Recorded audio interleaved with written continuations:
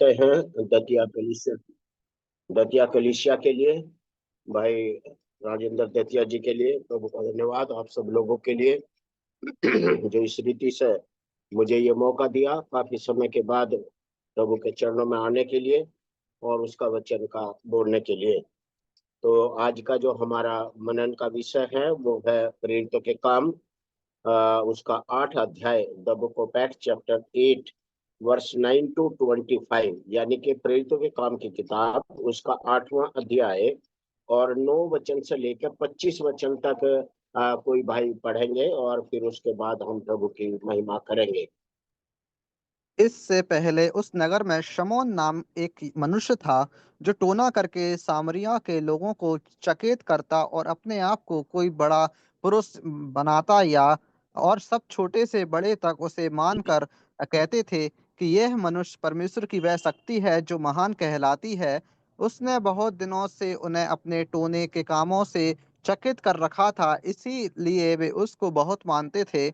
परंतु जब उन्होंने फिलिप्पुस की प्रतीति की, जो परमेश्वर के राज और यीशु के नाम का सुसमाचार सुनाता था, तो लोग, क्या पुरुष क्या स्त्री, बपतिस्मा लेने लगे। तब समौन ने आप भी प्रतीति की और बपतिस्मा लेकर फिलिप्पुस के साथ रहने लगा, और चिन्ह और बड़े बड़े सामर्थ के काम होते देखकर चकित होता था। जब प्रेरितों ने, जो यरूशलेम में थे, सुना कि सामरियों ने परमेश्वर का वचन मान लिया है, तो पतरस और यूहन्ना को उनके पास भेजा, और उन्होंने जाकर उनके लिए प्रार्थना की कि पवित्र आत्मा पाए, क्योंकि वह अब तक उनमें से किसी पर न उतरा था। उन्होंने तो केवल प्रभु यीशु में नाम में बपतिस्मा लिया था। तब उन्होंने उन पर हाथ रखे और उन्होंने पवित्र आत्मा पाया। जब समौन ने देखा कि प्रेरितों के साथ रहने से पवित्र आत्मा दिया जाता है, तो उनके पास रुपए लाकर कहा कि यह अधिकार मुझे भी दो कि जिस किसी पर हाथ रखूं वह पवित्र आत्मा पाए। पतरस ने उससे कहा, तेरे रुपए तेरे साथ नाश हो, क्योंकि तूने परमेश्वर का दान रुपयों से मोल लेने का विचार किया। इस बात में ना तेरा हिस्सा है ना बाटा, क्योंकि तेरा मन परमेश्वर के आगे सीधा नहीं। इसलिए अपनी इस बुराई से मन फिराकर प्रभु से प्रार्थना कर, संभव है तेरे मन का विचार क्षमा किया जाए, क्योंकि मैं देखता हूँ कि तू पित्त की सी कड़वाहट और अधर्म के बंधन में पड़ा है। समौन ने उत्तर दिया कि तुम मेरे लिए प्रभु से प्रार्थना करो कि जो बात है तुमने कही उनमें से कोई मुझ पर ना आ पड़े। सो वे गवाही देकर और प्रभु का वचन सुनाकर यरूशलेम को लौट गए, और सामरियों के बहुत गांवों में सुसमाचार सुनाते गए। यस, प्रभु का धन्यवाद करते हैं। परमेश्वर से प्रार्थना है कि पवित्र आत्मा सहायता और मदद करे और सभी सुनने वालों के ऊपर भी अनुग्रह हो और मेरे ऊपर भी परमेश्वर का आत्मा कार्य करे, उसी की महिमा हो, उसी की स्तुति हो। तो यहाँ पर जब हम प्रेरितों के काम 8 अध्याय 9 वचन से लेकर 25 वचन तक हमने पढ़ा है, तो सबसे पहले हमारे सामने इसका एक शीर्षक आता है, जादूगर समौन। और फिलिपस को भी देखते हैं, उसका भी रोल है, लेकिन इसका जो टाइटल है वो जादूगर समौन है। और इसका जो संदर्भ है, हम 9 वचन को देखते हैं। इससे पहले उस नगर में समौन नामक एक मनुष्य था। तो किससे पहले, ये इसका संदर्भ बन जाता है 8वें अध्याय का, जब हम 5 वचन से देखते हैं कि फिलिपुस सामरिया नगर में जाकर लोगों में मसीह का प्रचार करने लगा। और आगे हम देखते हैं कि चिन्ह और चमत्कार के द्वारा प्रभु का कार्य होने लगा। प्रभु के वचन पर लोग विश्वास करने लगे और उस शहर में बहुत ही आनंद छा गया। लेकिन जैसे ही हम 90 वचन की तरफ जाते हैं 8वें अध्याय के, तो वहां पर पहले से हम इस बात को देखते हैं कि समौन नामक जो जादूगर है, जिसका नाम समौन है, वो वहां पहले से ही उपस्थित है। तो एक तरफ प्रभु का कार्य है और दूसरी तरफ जादू टोना करने वाले लोग हैं। और फिलिपुस के सामने एक किस्म से अगर देखें तो बहुत बड़ा एक ये चैलेंज था कि ऐसे क्षेत्र में उसे प्रचार करना है जहां ऐसे ऐसे लोग पाए जाते हैं। तो ये तो हम जो इसका ऑब्जर्वेशन यदि हम करें, तो यानी कि पहले हमने इसका टाइटल देखा, उसका टाइटल है जादूगर समौन। और इसका जो कॉन्टेस्ट, जो बैकग्राउंड है, वो हम ये देखते हैं कि फिलिपुस वहां पर गया था सामरिया में और प्रभु के वचन का प्रचार किया, और चिन्ह और चमत्कार पवित्र आत्मा की सामर्थ्य करता है, और बड़ा ही आनंद उसमें आ गया। लेकिन उसके सामने एक चैलेंज है, जो जादूगर जैसे लोग जो आज भी है और उस समय थे, ये हम इस बात को देखते हैं। तो जब हम इसके ऑब्जर्वेशन पॉइंट्स को देखते हैं, तो हमारे ऑब्जर्वेशन में एक हमें सिमोन जादूगर दिखाई देता है, दूसरा हमें फिलिपुस दिखाई देता है, तीसरे जो यरूशलेम से जो आए हुए जो प्रेरित है, प्रेरितों ने जो यूहन्ना और पतरस को भेजा है, वो हमें दिखाई देते हैं। हमें यहाँ विश्वासी दिखाई देते हैं जिन्होंने उद्धार पाया, बपतिस्मा लिया, और आगे पवित्र आत्मा के लिए, उनके लिए प्रार्थना करने के लिए उन्हें भेजा गया कि पवित्र आत्मा पाए। और फिर आगे हम इसी सिमोन को देखते हैं कि उस जिस समय ये पता चलता है कि उसका उद्धार नहीं हुआ, लेकिन वो परमेश्वर के आत्मा को रुपए पैसे से तोलना चाहता है, और इस रीति से पतरस उसको फटकारता है, और वो लोग बाद में प्रभु का वचन प्रचार करते हुए यरूशलेम को लौट जाते हैं। ये हमारे ऑब्जर्वेशन के पॉइंट्स है। तो अब हम इसके इन वचनों की व्याख्या की तरफ आते हैं, एक्सप्लेनेशन की तरफ। तो हम यहाँ पर इस बात को देखते हैं, पहले 9 वचन से लेकर जो 11 वचन तक है, यहाँ पर हमें सिमोन जादूगर के विषय में बताया गया है। वो कैसा व्यक्ति था, क्या करता था, और कैसे लोगों को उसने अपने जाल में फंसाया था, झूठी शिक्षा में उसने फंसाया था। तो हम देखते हैं कि इससे पहले उस नगर में समून नामक एक मनुष्य था, जो जादू टोना करके सामरिया के लोगों को चकित करता और अपने आप को एक बड़ा पुरुष बताता था। लोगों को चमत्कार करके, अलग अलग चिन्ह दिखा के, जादू टोना करके उनको भ्रमित किया हुआ था, और अपने आप को इतना बड़ा मानता था, और लोग भी उसे परमेश्वर की महान शक्ति समझते थे। 10 वचन में हम देखते हैं, छोटे से लेकर बड़े तक सब उसका सम्मान करते थे, और ये मनुष्य परमेश्वर की बड़ी शक्ति है जो महान कहलाती है। उसने अपने आप को परमेश्वर की शक्ति के तुल्य अपने आप को कर लिया था, और सारे लोग भ्रमित हो रहे थे। ऐसे समय में प्रभु के वचन के लिए कितना बड़ा चैलेंज है कि जहां ये संसार जादू टोने से, गलत शिक्षाओं से, गलत प्रकार के रीति रिवाजों से भरा पड़ा है, ऐसे समय में परमेश्वर कैसा अपना कार्य करते हैं। तो हम परमेश्वर के वचन की सच्चाई को देखते हैं, और जादू टोना करने वाले झूठी शिक्षा को हम देखते हैं, जो संसार को भ्रमित करते हैं। तो यहाँ पर हम 12 वचन को देखते हैं। परंतु जब उन्होंने फिलिपुस का विश्वास किया, जो परमेश्वर के राज्य और यीशु के नाम का सुसमाचार सुनाता था, तो लोग, क्या पुरुष क्या स्त्री, बपतिस्मा लेने लगे।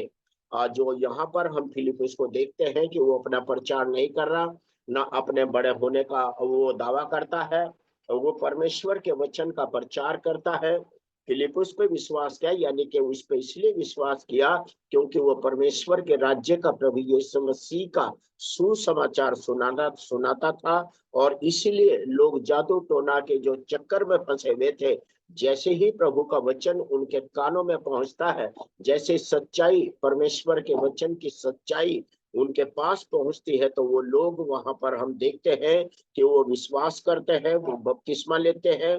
और इस रीति से हम 13 वचन में देखते हैं, तब समौन ने स्वयं भी विश्वास किया और बपतिस्मा लेकर फिलिपुस के साथ रहने लगा। और कितना बड़ा आश्चर्य कर्म हम यहाँ पर देखते हैं, जो लोगों को भ्रमित कर रहा था, जो लोगों को गलत तरीके से अपने पीछे लगा रखा था, उसने खुद भी विश्वास किया है। लेकिन कैसा विश्वास किया है, अंदर का विश्वास नहीं है, और सिर्फ उसके सामर्थ्य के कार्य को देख के उसने विश्वास किया है। ये हम आगे देखेंगे। और वो फिलिपुस के साथ साथ रहता था, ये हम देखते हैं 13 वचन के लास्ट में लिखा है, वह चिन्ह और बड़े बड़े सामर्थ के काम होते देखकर चकित होता था। इससे पहले हम देखते हैं कि जब वो सामर्थ के कार्य करता था, जादू टोना करता था, लोग उससे चकित होते थे, लोग उसे महान परमेश्वर की शक्ति मानते थे, वो बड़ा था। लेकिन अब वो खुद भी फिलिपुस के जो प्रचार कर रहा, फिलिपुस जो सामर्थ के कार्य कर रहा, उसको अब देख कर वो खुद चकित हो रहा। अब उसका जो किए हुए जो चिन्ह और चमत्कार थे, जादू टोने के द्वारा जो आश्चर्य कर्म कर रहे थे, अब उसके कार्य फिलिपुस के सामने, परमेश्वर की सामर्थ्य के सामने फीके पड़ते हुए दिखाई दे रहे, ये हम देखते हैं।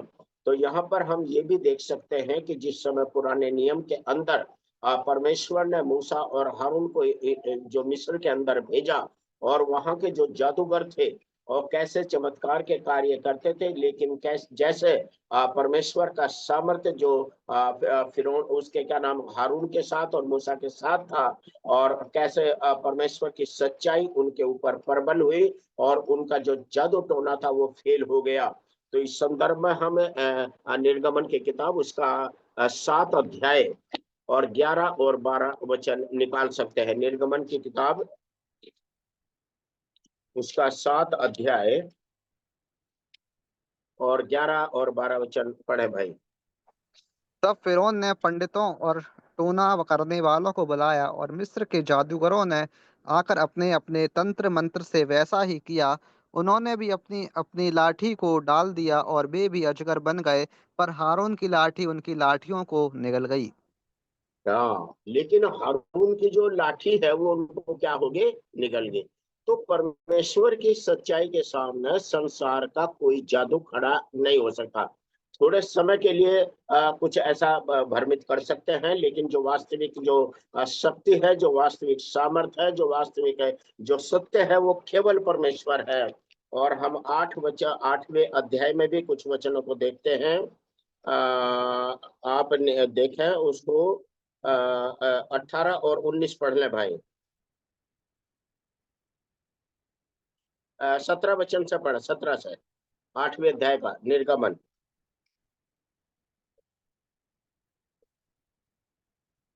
निर्गमन की किताब 8वां 17। अध्याय 17 से पढ़ लेंगे। और उन्होंने वैसा ही किया, अर्थात हारून ने लाठी को लेकर हाथ बढ़ाकर भूमि की धूल पर मारा। तब मनुष्य और पशु दोनों पर कुटकियां हो गईं, वरन सारे मिस्र देश में भूमि की धूल कुटकियां बन गई।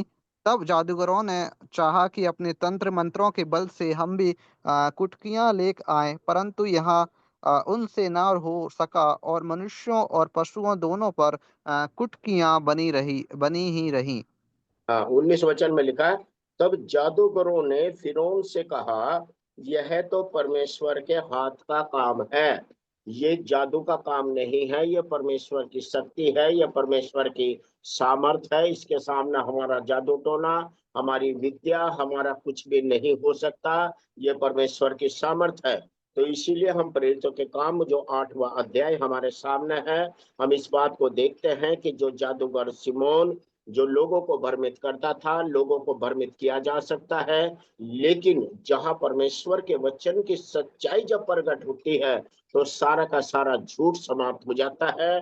ये बात को हम देखते हैं। तो इस रीति से परमेश्वर के वचन को हम समझ रहे, यानी कि हम एक तरफ फिरौन को देखते हैं, दूसरे तरफ फिलिप्पुस को देखते हैं। तो दोनों के जीवन में कितना बड़ा अंतर है। चिन्ह और चमत्कार जो फिलिपुस भी कर रहे और जादू टोने के द्वारा वो भी कर रहे, लेकिन जो आश्चर्यकरम सामर्थ्य के कार्य जो फिलिपुस के द्वारा परमेश्वर ने कराए, वो उसके ऊपर प्रबल हो गए। और न केवल उसके ऊपर प्रबल हो गए, वहां के जितने लोग जो उस सब भ्रमित थे, जो उसे बड़ी शक्ति समझते थे, उन्होंने वहां से हटकर प्रभु यीशु मसीह के वचन पर विश्वास करना शुरू कर दिया। तो यहाँ पर हम एक एप्लीकेशन के तौर पर, यानी कि लागूकरण के तौर पर इस बात को समझ सकते हैं कि ये जो संसार है, जो अंधकार के अधीन है, ये नहीं चाहता कि परमेश्वर के वचन की सच्चाई लोगों के ऊपर प्रकट हो। क्योंकि अगर परमेश्वर के वचन की सच्चाई लोगों के ऊपर प्रकट होगी, तो उनकी आंखों के ऊपर जो अंधेरा है, जो उनकी बुद्धि अंधकार में हो गई है, जो वो भ्रम में जाल में फंसे हैं, जो ऐसे लोगों के दुनिया भर के जो जादू टोना करने वाले लोग हैं, जो अलग अलग प्रकार से चिन्ह और चमत्कार करके आज लोगों को भ्रमित कर रहे हैं, ऐसे लोगों की बुद्धि खुल जाएगी और परमेश्वर के वचन का प्रकाशन उनके ऊपर प्रकट हो जाएगा और प्रभु की महिमा होगी। ये इस बात को हम देखते हैं। तो इस रीति से परमेश्वर के वचन की सच्चाई को हम देखते हैं। और दूसरा हम ये भी देख सकते हैं कि आज के संदर्भ में कितने लोग जो झूठी शिक्षा के चक्कर में पड़े हैं, कितने लोग जो पवित्र आत्मा का जो हम आगे देखते हैं कि जब उन्होंने हाथ रखे, हम थोड़ा आगे बढ़ते हैं फिर आगे देखते हैं। 14 वचन की तरफ हम देखते हैं। जब प्रेरितों ने जो जो यरूशलेम में थे सुना कि सामरियों ने परमेश्वर के वचन को मान लिया है, तो पतरस और यूहन्ना को उनके पास भेजा। यहाँ पर हम प्रेरितों की जिम्मेदारी को देखते हैं जो यरूशलेम के अंदर है, और वो इस बात को समझते हैं कि फिलिपुस वहां पे गया है, उसने लोगों को प्रचार किया है, लोगों ने मन फिराव किया है, विश्वास किया है, बपतिस्मा लिया है, और किस तरीके से परमेश्वर की महिमा की जा रही है। तो क्यों ना हम इस कार्य को आगे बढ़ाएं और जिम्मेदार भाइयों को भेज कर किस रीति से, क्योंकि पवित्र आत्मा जो ये सामरी लोग जो थे उनके ऊपर प्रकट नहीं हुआ था, पहले यहूदियों के ऊपर ही प्रकट हुआ था। तो परमेश्वर सबके साथ पक्षपात करता है, किसी का अन्याय नहीं करता, ना किसी को छोटा बड़ा करता है।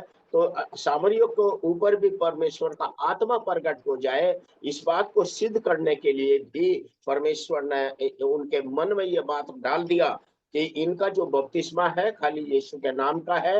अब तुम जाओ वहां पर और परमेश्वर के वचन की और भी गंभीरता से उनको सिखाओ, और पवित्र आत्मा का अभिषेक भी उन्हें मिले। ऐसा योजना बनाकर किस तरीके से हम आगे देखते हैं। तो 16 वचन में लिखा, उन्होंने जाकर उनके लिए प्रार्थना की कि पवित्र आत्मा पाए, क्योंकि अब तक वह उनमें से किसी पर न उतरा था। उन्होंने तो केवल प्रभु यीशु मसीह के नाम से बपतिस्मा लिया था।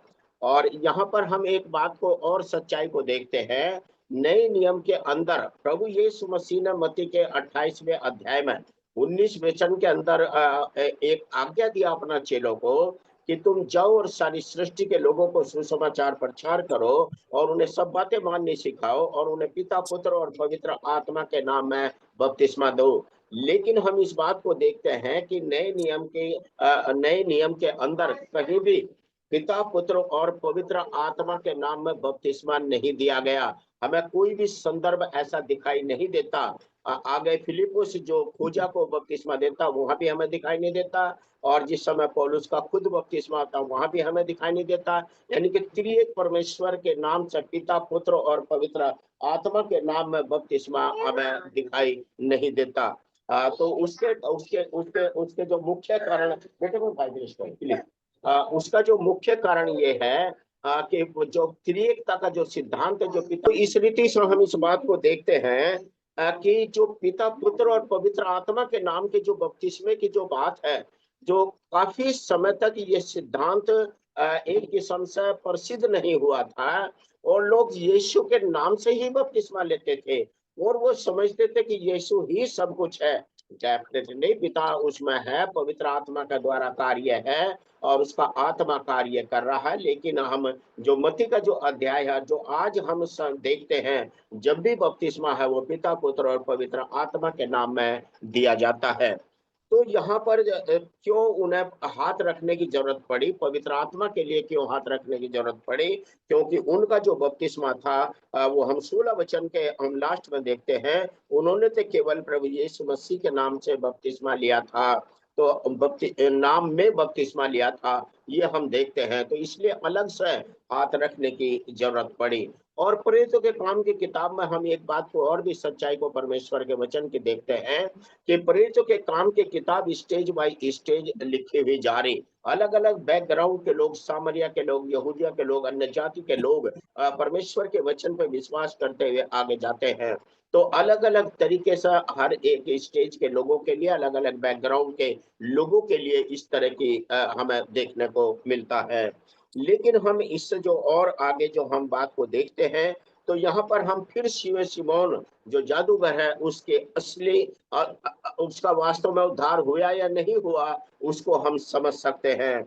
हम देखते हैं 17 वचन से, तब उन्होंने उन पर हाथ रखे और उन्होंने पवित्र आत्मा पाया। जब शमौन ने देखा कि प्रेरितों के हाथ रखने से पवित्र आत्मा दिया जाता है, तो उनके पास रुपए लेकर कहा, यह अधिकार मुझे भी दो कि जिस किसी पर हाथ रखो वो पवित्र आत्मा पाए।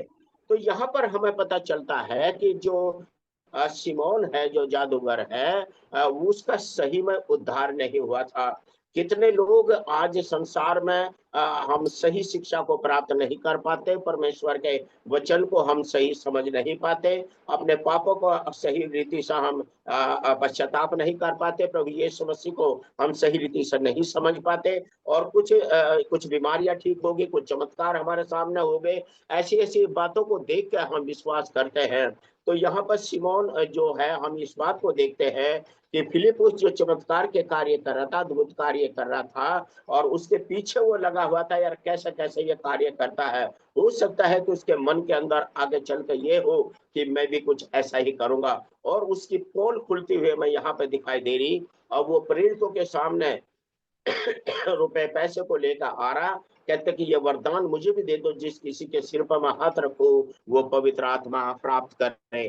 तो हम यहाँ पर आज देखते हैं संसार के अंदर कितने लोग हैं जो प्रचार करने के लिए झूठे सर्टिफिकेट लेते हैं, जो अपने नाम की महिमा के लिए किस तरीके से प्रभु के नाम को बदनाम कर रहे, और कितने ऐसे सेवक हैं जो पवित्र आत्मा के नाम को, तेल को अभिषेक करके तेल को बेच रहे, तेल और पानी को अभिषेक करके वो पैसे कमा रहे। ये भी हम यहाँ पर ये देखने को हमें मिलता है। समोन जैसे लोग आज संसार में, यानी कि जो विश्वासियों के बीच में भी इस तरह के हमें देखने को मिलता है।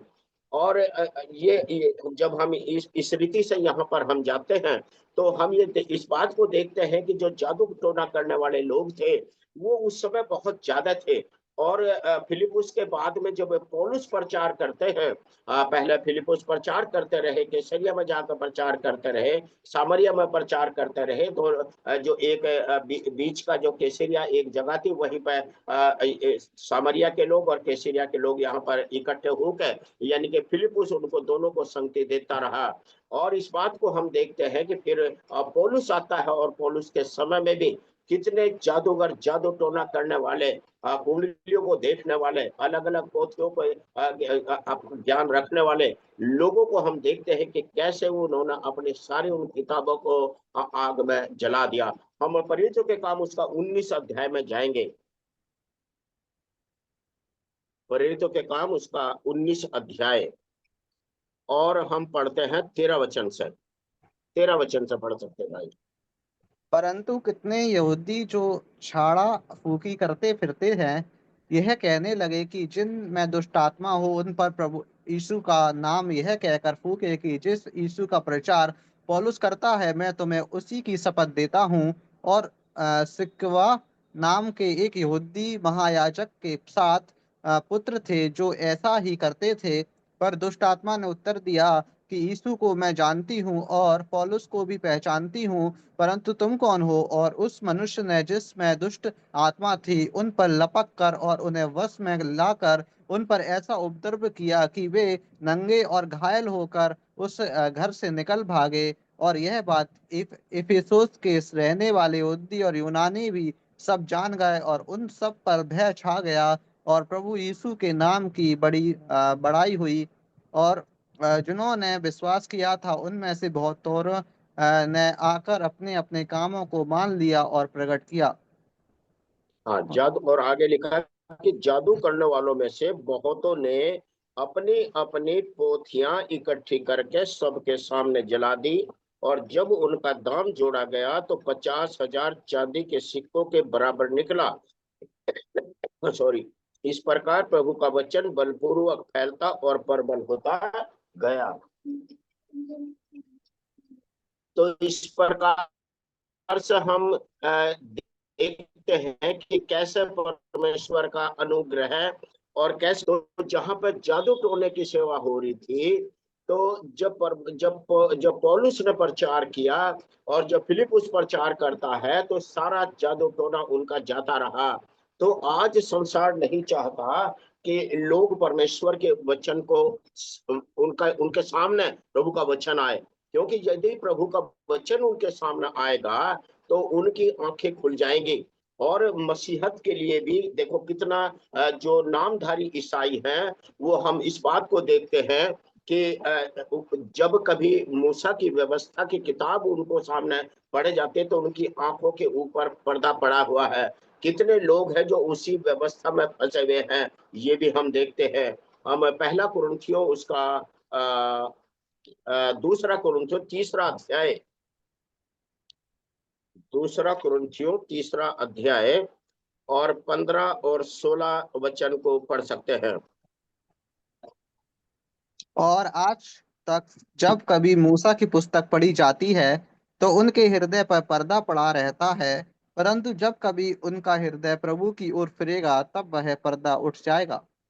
यस।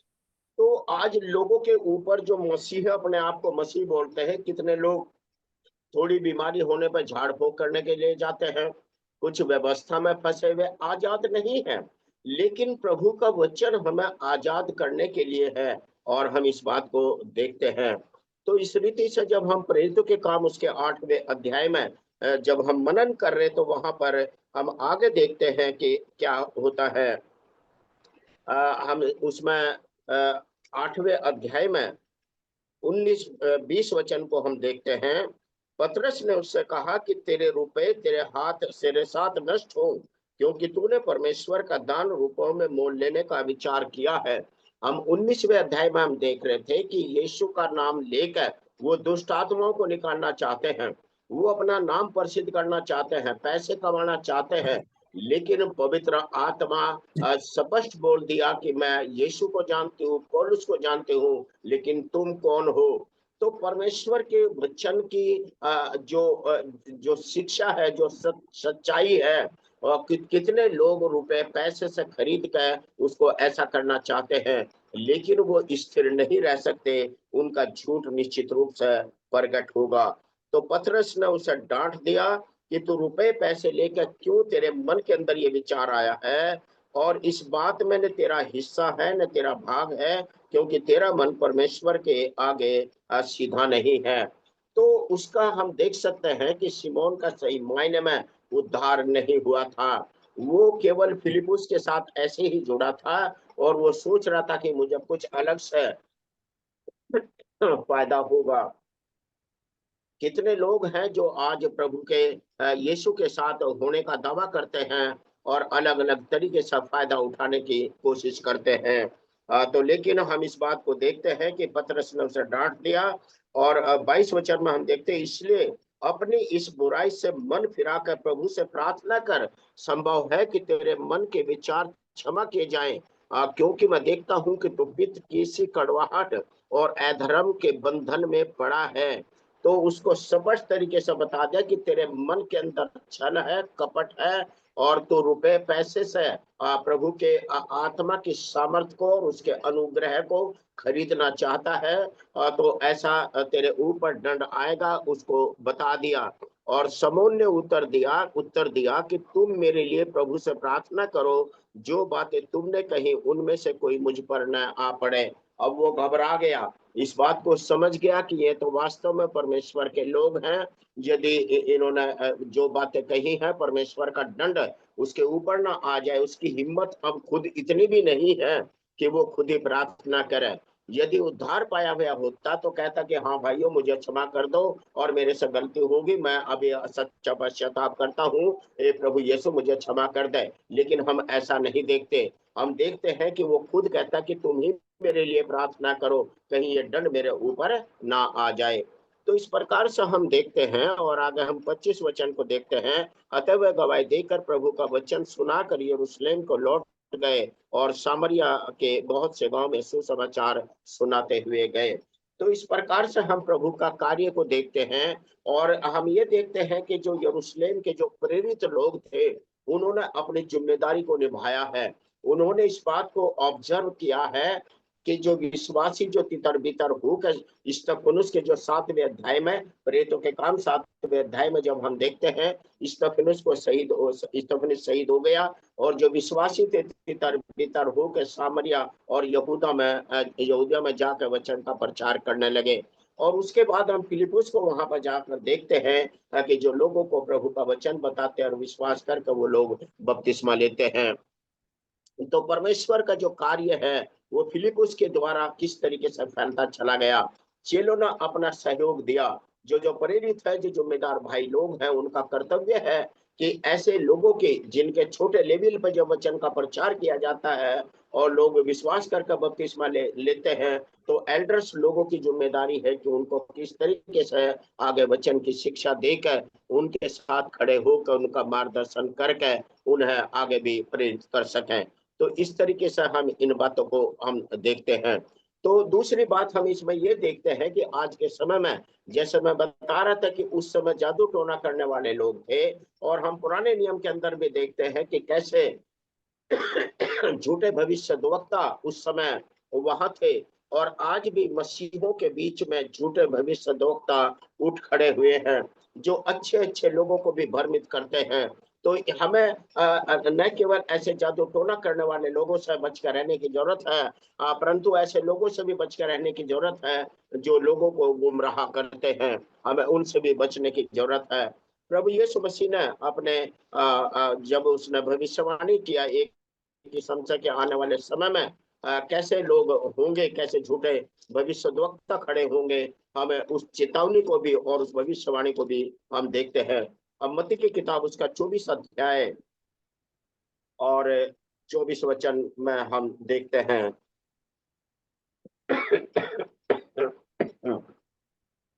मत्ती की किताब उसका 24 का 24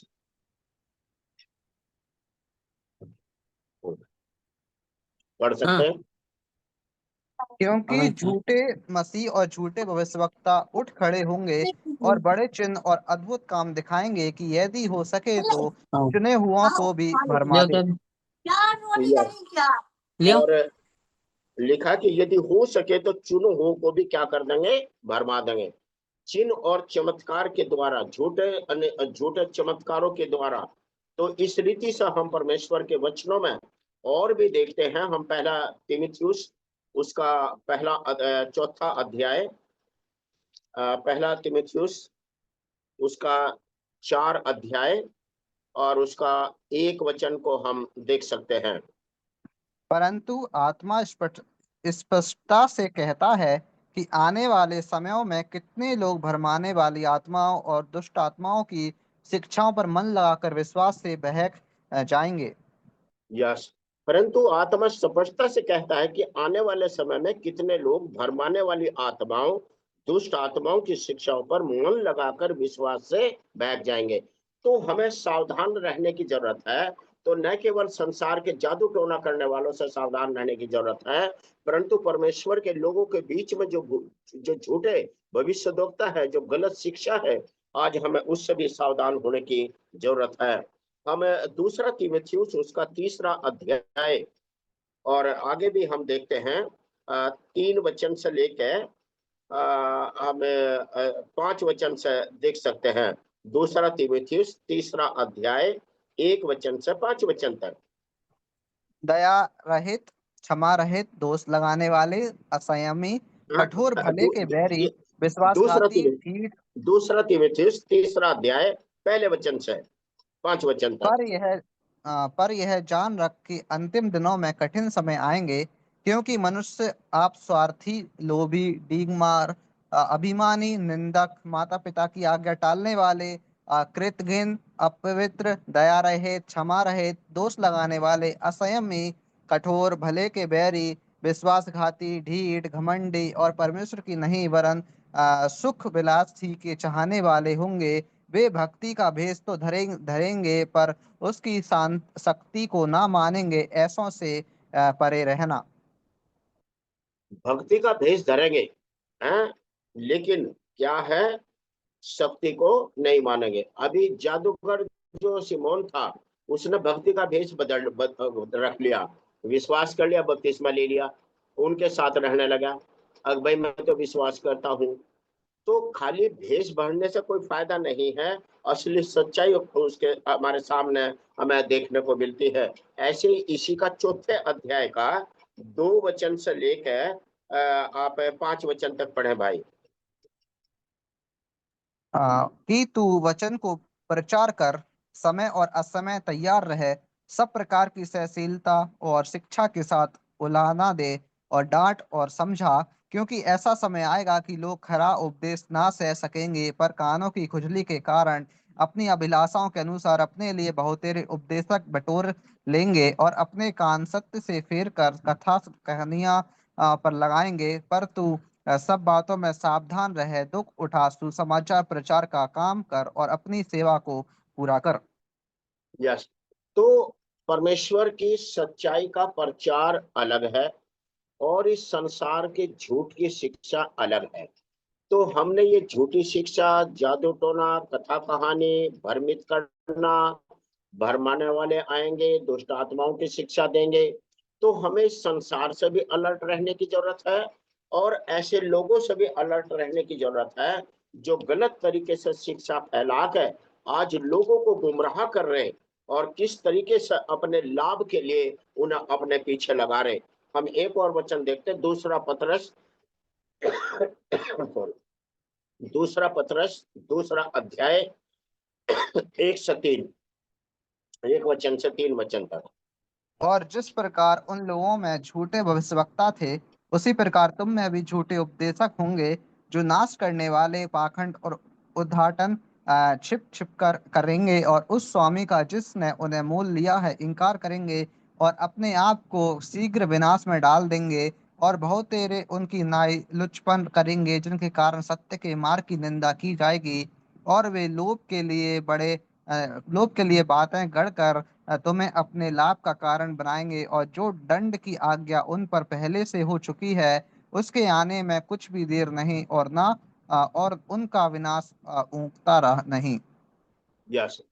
तो परमेश्वर ने अपने आत्मा के द्वारा, अपने प्रेरितों के द्वारा, अपने सेवकों के द्वारा प्रभु के लोगों को, हम लोगों को चेतावनी दिया है कि ऐसे लोगों के भरम जाल में नहीं आना। आज अलग अलग प्रकार की शिक्षाएं हैं, अलग अलग प्रकार के चर्चों के अंदर ऐसे नाटकबाजी हो रही, कहीं पानी का छिड़काव है, कहीं तेल का छिड़काव है, कि जो जादूगर जो समोन है वो कैसे अपने आप को ही बड़ा बना रहा, लोगों में प्रसिद्ध हो गया, लोग उसको परमेश्वर की शक्ति समझ रहे। फिलिपुस जैसा प्रभु का एक साधारण सेवक है, जो किस तरीके से प्रेरितों के काम 6 अध्याय के 5वें वचन में देखते हैं कि खाने पीने की जब व्यवस्था की गई, विधवाओं की सुध लेने के लिए नियुक्त किया गया, उसमें से फिलिपुस एक विश्वासी है, पवित्र आत्मा से भरा हुआ है, उसके जीवन में कुछ भी छल और कपट नहीं है। वो परमेश्वर के वचन की प्रचार कर रहा, परमेश्वर के सामर्थ्य कार्य कर रहा। तो और तब जाकर उसका वो चेंज हो गया, मतलब चेंज के सेंस में हो गया। यार कैसे संभव हो सकता है, कितने अद्भुत कार्य इसके द्वारा हो रहे, और ये अपनी बढ़ाई नहीं करवा रहा, ये तो परमेश्वर की बढ़ाई हो रही है यहाँ पे। तो वचन के अंदर लिखा 12 के, परंतु जब उन्होंने फिलिपुस का विश्वास किया जो परमेश्वर के राज्य और यीशु का सुसमाचार सुनाना सुनाता था, तो लोग, क्या पुरुष क्या स्त्री, बपतिस्मा लेने लगे, उन्होंने प्रभु को ग्रहण कर लिया। और 14 वचन में हम देखते हैं कि जब प्रेरितों ने जो यरूशलेम में थे सुना कि सामरियों ने परमेश्वर के वचन को मान लिया है, उन्होंने फिलिपुस को नहीं माना, उन्होंने फिलिपुस को अपना गुरु नहीं मान लिया, उन्होंने फिलिपुस को अपना कोई देवता नहीं मान लिया, कोई बड़ा परमेश्वर की शक्ति नहीं समझ लिया। उन्होंने इस बात पे विश्वास किया कि वो परमेश्वर के वचन को क्या कर लिया, मान लिया। तो फिलिपुस का जो वचन का जो कार्य था वो परमेश्वर के अधीन उसके समर्पण में था, और वो परमेश्वर को महिमा देता हुआ जा रहा है। उसने अपनी महिमा नहीं कराई, बड़ा पद भी वो धारण किए हुए नहीं है। वो ऐसे समय में जब ये जरूरत है कि कौन खाने पिलाने की सेवा करेगा, कौन विधवाओं की सुध लेगा, ऐसे समय में वो सामने पवित्र आत्मा के द्वारा उसका चयन होता है। तो कैसा उसका जीवन है, लेकिन साथ साथ उसको कितना बड़ा सुसमाचार प्रचारक की कैटेगरी में हम देखते हैं। तो हम इस इन सच्चाइयों को हम देखते हैं। तो आज का जो हमारा जो मनन करने का जो मेन जो मुद्दा है, अब हम इसके एप्लीकेशन पर अगर सही तरीके से आए, तो नंबर 1 यह है कि संसार में जादू टोना करने वाले, गलत शिक्षा के लोगों की कमियां नहीं है, लेकिन हमें सत्य वचन का प्रचार निरंतर हमें करना है। जहां सत्य वचन का प्रचार होगा, प्रभु यीशु मसीह ने यूहन्ना 8:32 में कहा कि तुम सत्य को जानोगे और सत्य तुम्हें आजाद करेगा। तो जब सत्य प्रकट होगा तो लोग आजाद हो जाएंगे, उनके बंधन खुल जाएंगे, वो यीशु को ग्रहण करेंगे, वो बपतिस्मा लेंगे, वो प्रभु की महिमा करेंगे और परमेश्वर के राज्य का वचन फैलता चला जाएगा।